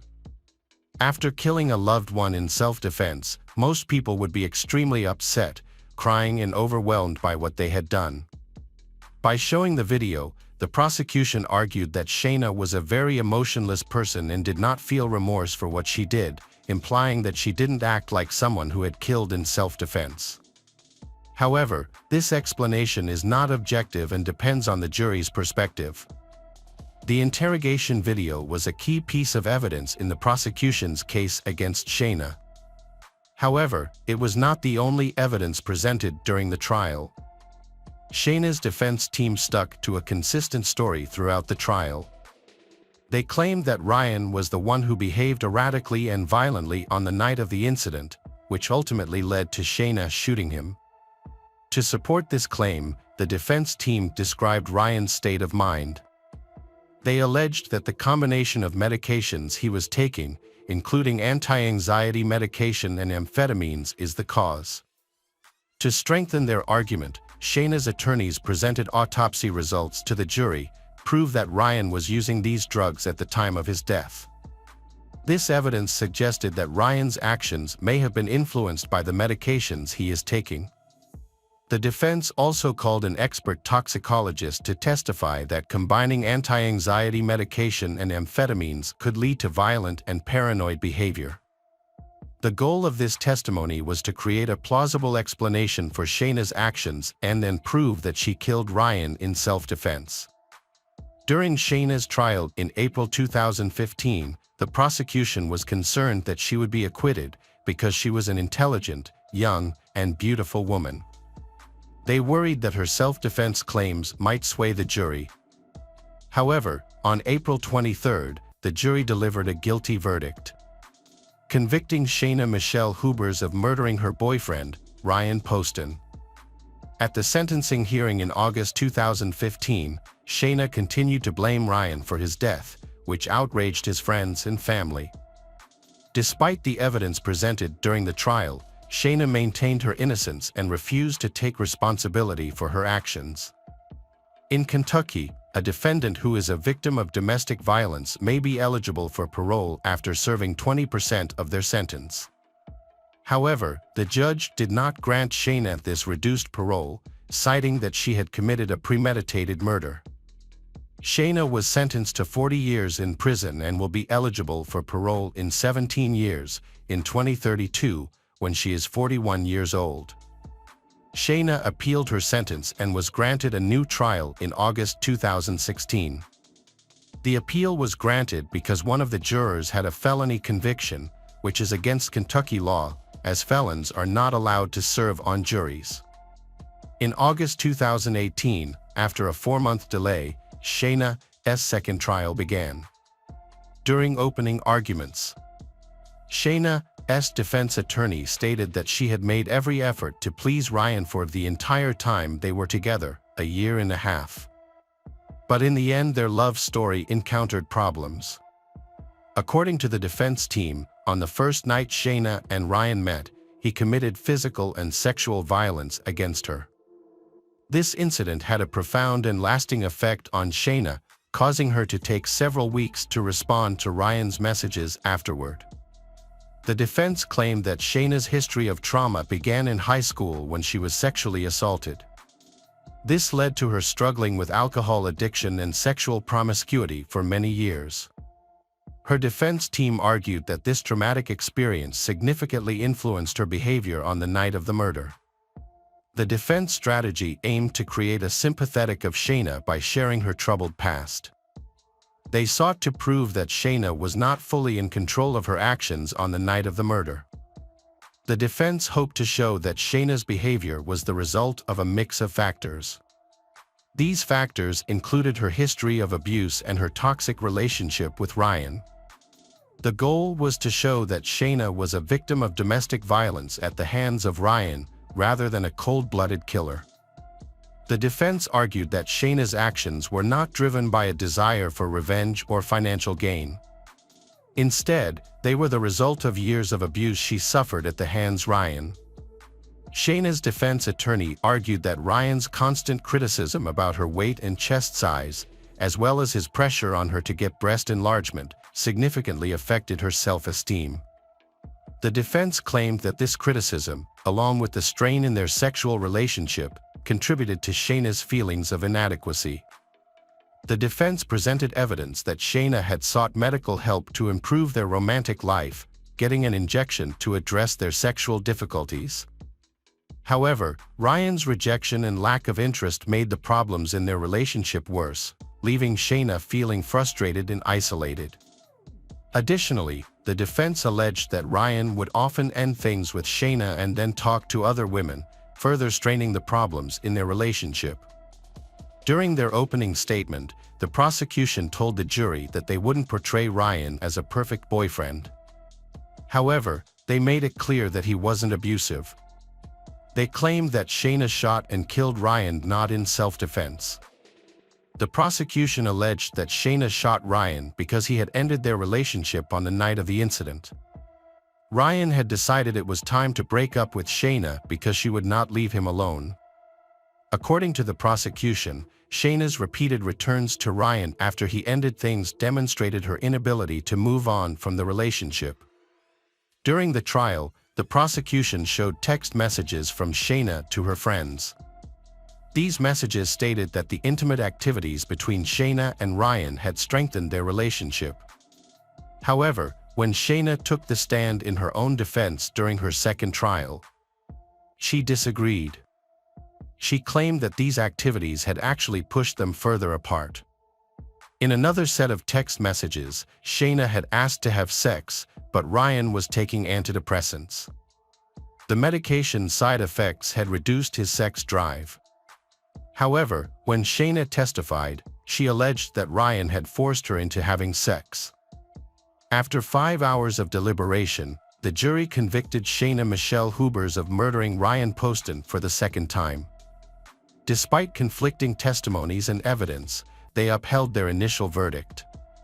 During the sentencing hearing, Shayna's mother emotionally shared her daughter's singing talent and how it earned her multiple college scholarships. Choked with emotion, she asked the jury to consider the possibility of parole for Shayna. However, she acknowledged this didn't lessen the grief and suffering that Ryan's family was experiencing. Shayna Michelle Hubers was sentenced to life in prison without parole. She must serve at least 17 years before being considered for parole in 2032. She is serving her sentence at the Kentucky Correctional Institute for Women in Pewee Valley, Kentucky. Hello, crime enthusiasts, are you ready for another chilling investigation? The case of Brooke Skylar Richardson. Carroll, Ohio, is home to several families, including the Richardson family. This family consists of Kim and Scott Richardson, who are very involved in their children's lives. Their son, Jackson, loves playing football, while their daughter, Brooke Skylar, commonly known as Skylar, is a cheerleader. Skylar has struggled with an eating disorder since she was very young.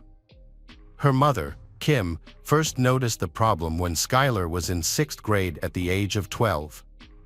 Skylar's hyper-focus on food and exercise became very apparent when she refused to buy gum because it had more than 5 calories. As a cheerleader, Skylar needs to be light and easy to throw. The pressure to maintain a certain weight makes her battle with weight loss even more difficult.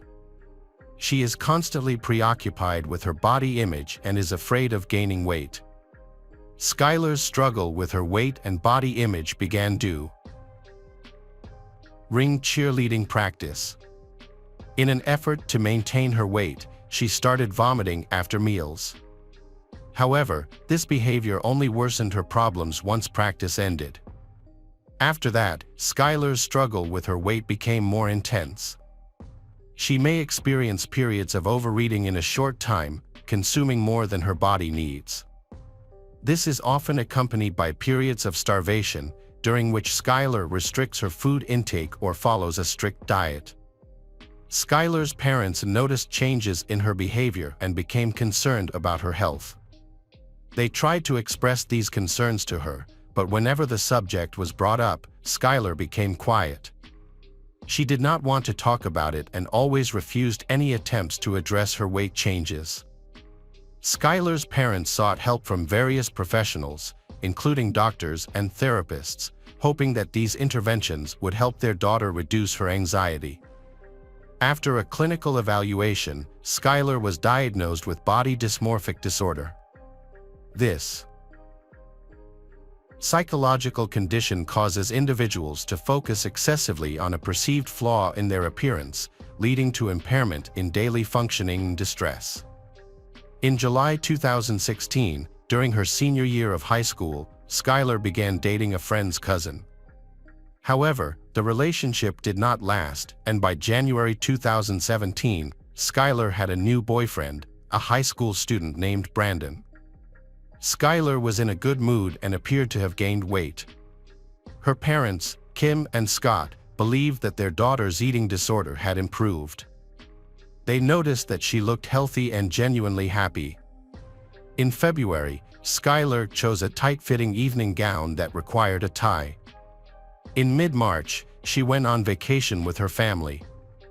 During the trip, she wore a 2-piece swimsuit, and her mother commented that she looked great. Kim believed that her daughter and Brandon were having sex, so she wanted Skylar to start taking birth control pills. She thought this would protect her daughter's health and prevent the risk of an unwanted pregnancy. In mid-April 2017, Skylar went to her mother's gynecologist to get a prescription for birth control pills while her mother, Kim, waited outside the clinic. After seeing the doctor, Skylar left the clinic with tears in her eyes.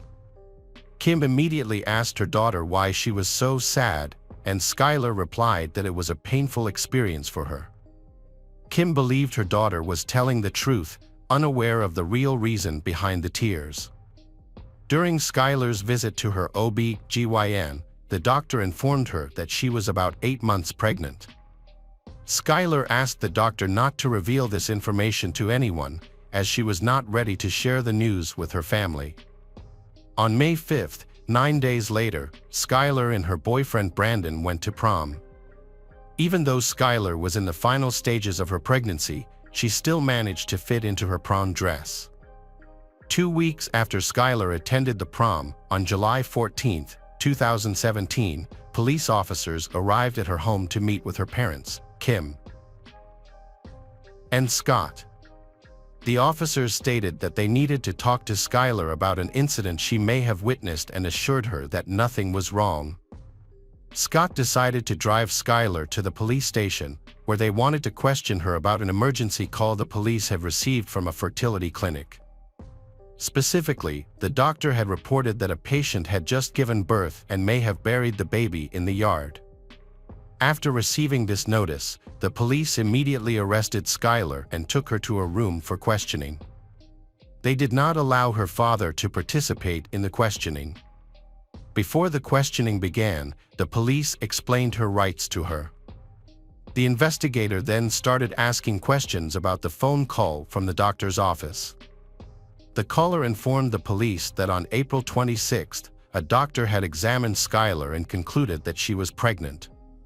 However, Skylar later revealed to the doctor that the baby was dead and that she had buried the baby in her backyard. During her interview with the police, Skylar recounted a tragic event from her past. On May 7, 2017, she said that she had given birth to a baby girl in the bathroom, but the baby was not breathing and had no heartbeat. Therefore, she decided to bury the baby alone and did not tell anyone about the incident. To do this, Skylar quietly went downstairs, took a garden shovel, and dug a shallow grave in her backyard, where she buried the baby. She then left a vase with flowers at the burial site to mark and remember her deceased child. During a conversation with her parents, Skylar announced that she had chosen the name Annabelle for the baby and revealed that the baby's father was the cousin of a close friend she had dated briefly before meeting Brandon. Crime scene investigators went to the Richardson home to search for the child's remains. They searched the backyard by pulling weeds and sweeping the ground.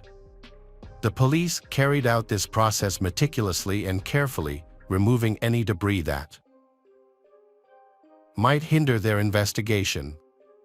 After overcoming the difficulties caused by the overgrown vegetation, they were able to collect a significant amount of evidence. After removing the weeds and cleaning the area, the police found several human bones, including skull fragments. These bones were carefully collected and placed in small body bags to preserve the evidence.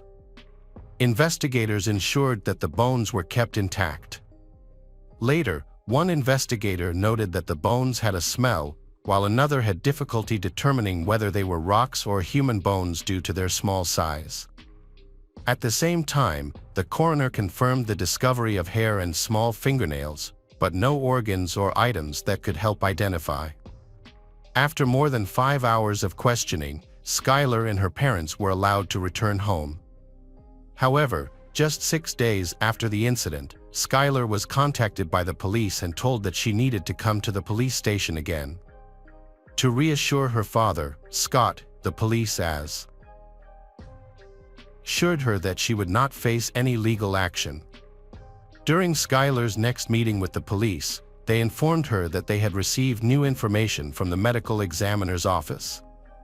This information revealed a discrepancy between Skylar's original story and what the police had discovered. Specifically, the medical examiner had found that the baby's bones showed signs of being burned, based on an analysis of the remains. Skylar was confused by the news of the baby being burned. She claimed that she did not set the fire and denied harming her child. However, the police still wanted Skylar to admit that she had killed her daughter and then burned the body to hide the evidence. During the investigation, the police suggested that Skylar may have wanted to cremate the baby so that the ashes would not be scattered. However, this suggestion only made Skylar more confused, and she still insisted that she did not burn the baby. Skylar suddenly changed her story to the police, saying that she had a lighter and may have used it to try to burn the baby's remains. She also suggested that the baby may have been born alive and had been crying, even making gurgling or small noises at one point. Additionally, Skylar admitted that she had held the newborn too tightly, which may have led to the baby's death. During an hour-long interrogation, the police gathered enough evidence to arrest Skylar on a charge of reckless homicide. Law enforcement suspected that Skylar had caused the child's death by suffocation. After presenting her case to a grand jury, she was charged with aggravated murder, a crime that carries a life sentence in Ohio. Skylar pleaded not guilty to other charges, including involuntary manslaughter, abuse of a corpse, and child abuse.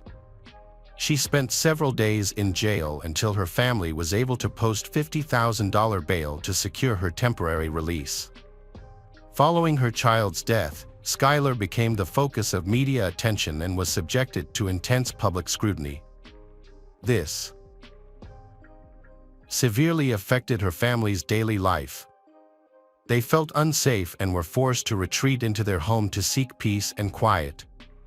The threats had disastrous consequences, making it even harder for them to step outside. People who saw them often took pictures, which added to their stress and put enormous pressure on them. The constant public scrutiny became unbearable and affected almost every aspect of their daily lives. Although Skylar's lawyer believes that she made a false confession and that her newborn baby's death was not intentional, the prosecution has not changed its position. Despite new evidence that contradicts their initial assessment, they continue to pursue the case. A key piece of evidence that the prosecution initially presented was the results of a medical expert's examination, which stated that the child's remains had been burned. However, after a thorough examination and additional information, the expert retracted his initial assessment. Following a detailed physical examination of the child, the expert concluded that there was no evidence of burning. The prosecution's approach remained unchanged despite the new information. They continued to focus on Skylar's confession that she had tried to burn the remains, but this contradicted the evidence and raised questions about whether their case was actually convincing. This shows that the state was convicting despite flaws in the evidence. Skylar's lawyers fought hard at trial to defend her against the charges. Thanks to the efforts of her family, Skylar was able to raise the $50,000 bail she needed to be released. However, her bail was conditional on her wearing an electronic monitoring bracelet that would track her whereabouts. Skylar has been largely confined to her home and has had limited public exposure. She feels isolated and prefers to spend most of her time with her family dogs. Over the past 12 months, Skylar's life has undergone major changes as her plans to attend the University of Cincinnati have been put on hold while she awaits trial for her child's murder. The charges were so serious that Skylar's attorney filed a motion to change the venue, but the court denied it. As a result, Skylar was forced to continue attending the trial in the original jurisdiction as planned. The stress and pressure of the trial weighed heavily on her life. Moreover, Skylar had to deal with the psychological and emotional trauma caused by the charges, along with social isolation. Spending time with her dogs brought her comfort and a sense of solace. They became her trusted companions and main support during the time she awaited the trial. At the same time, her family remained by her side, supporting and encouraging her through this difficult period.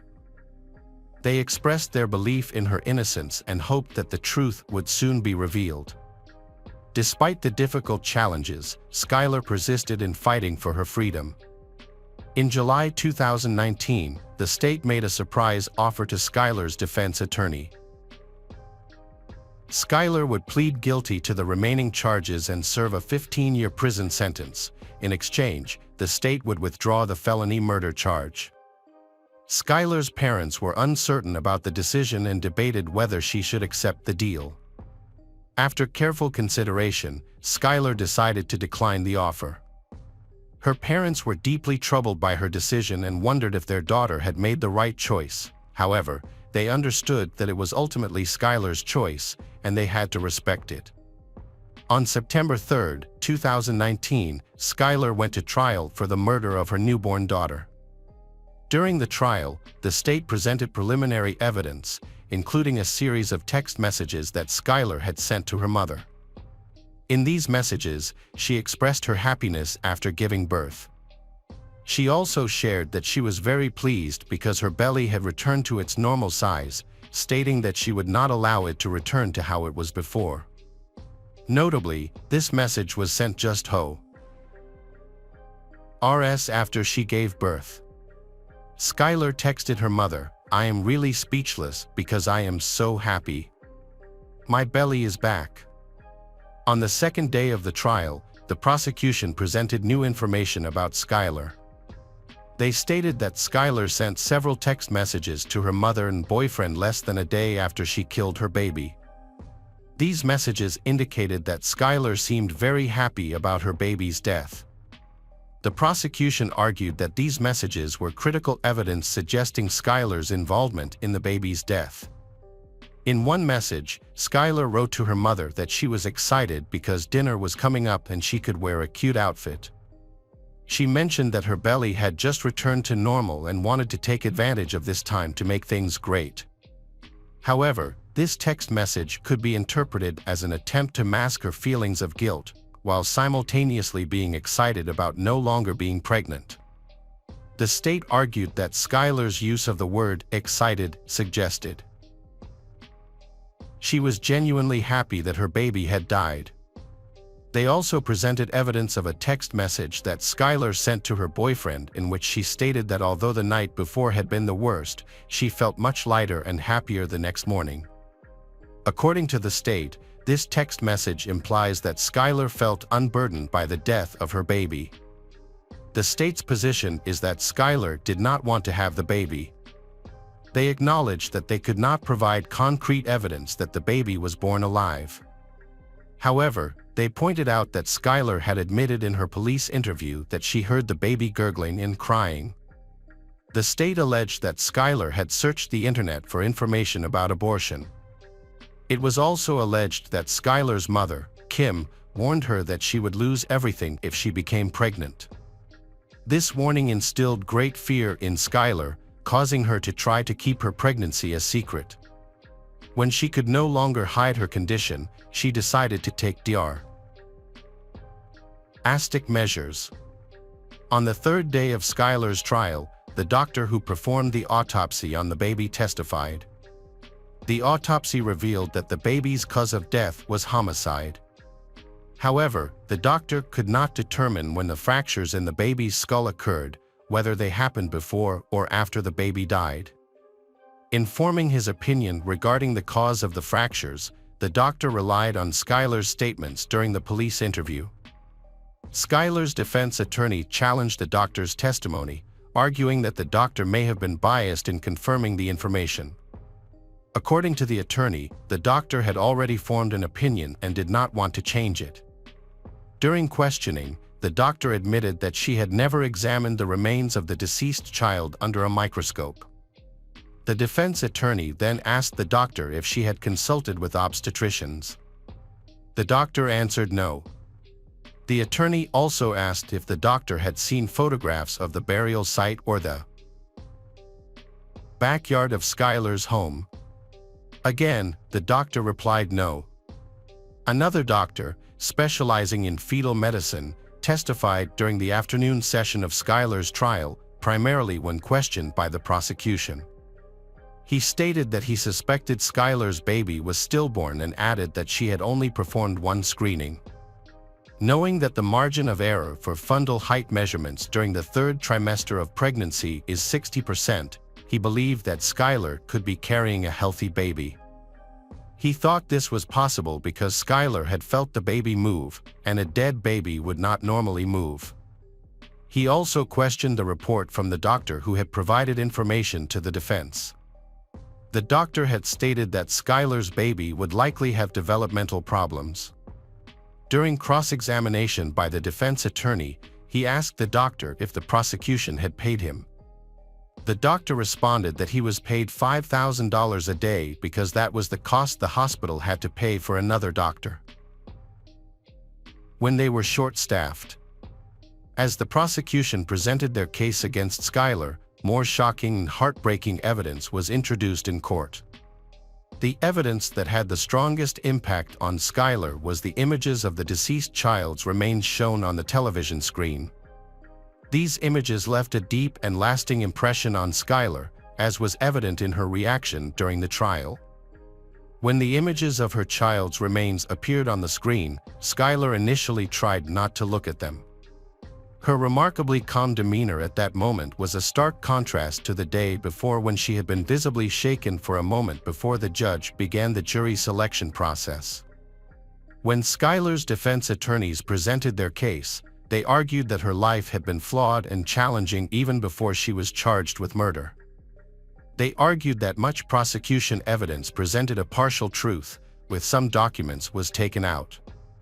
Skylar's defense attorney argued that her frequent texting was not evidence that she killed her daughter.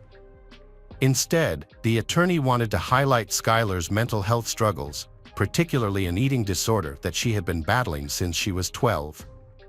This was supported by several pieces of evidence, including Skylar seeing a psychologist and nutritionist regularly for treatment of her eating disorder.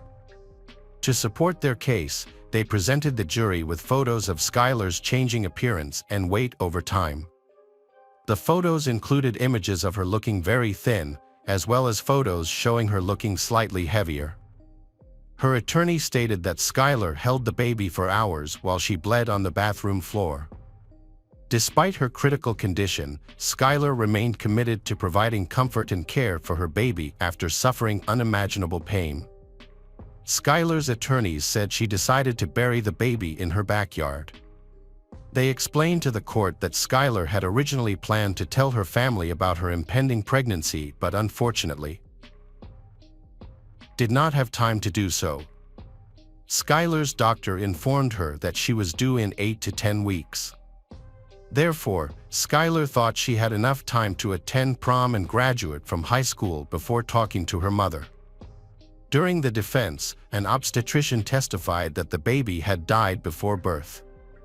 The doctor argued that since Skylar did not admit to cutting the umbilical cord, it was possible that it had been severed before or during the baby's birth. The doctor also argued that Skylar's description of the baby's appearance was significant because she stated that the baby was white, suggesting that the baby may have died before birth. The obstetrician contended that a healthy newborn baby is not always pink. In fact, in his experience, newborns often have a purplish skin tone. Additionally, the doctor noted that Skylar had only gained 15 pounds during her pregnancy. He suggested that this limited weight gain could be a sign of an eating disorder, which might have restricted the baby's growth in the womb. The doctor's testimony aimed to question the accuracy of what Skylar told the police about the baby's health. Skylar's defense argued that she had only told the police what she wanted to say during questioning.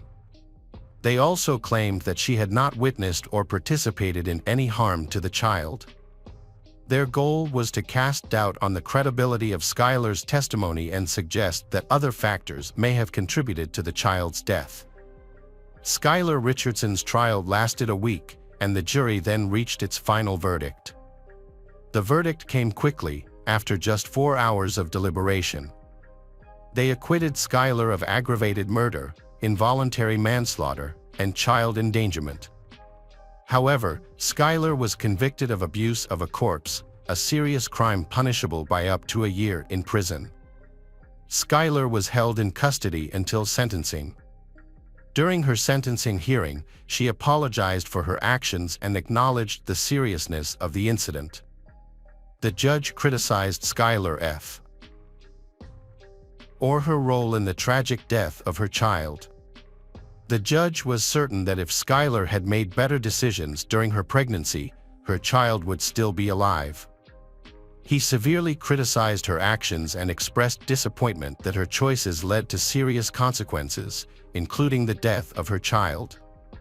The judge also emphasized that Skylar's decisions were directly responsible for the child's death. The 3-year probation sentence for corpse abuse that the judge imposed on Skylar also served as a warning that her actions were morally unacceptable and against the law. In November 2020, another judge agreed to reduce Skylar's probation to 2 years early at the request of her attorney. During the hearing, Skylar expressed her desire to return to a normal life and asserted that she no longer needed supervision. Recognizing Skylar's progress, the judge decided not to allocate any more probation resources to her case. The judge made it clear that probation is not meant to be a punishment or a form of rehabilitation, but rather to give an individual the opportunity to prove why they should not face prison time. Since her acquittal, Skylar has made the most of this opportunity. She has successfully completed 2 semesters of college and works part-time at the law firm that represented her. Despite her acquittal, Skylar has faced many difficulties in finding a part-time job. She has often been denied job opportunities due to her criminal history. However, that has not stopped her from pursuing her career goals. She has expressed a desire to attend law school and become a defense attorney, hoping to use her knowledge to help others overcome similar hardships.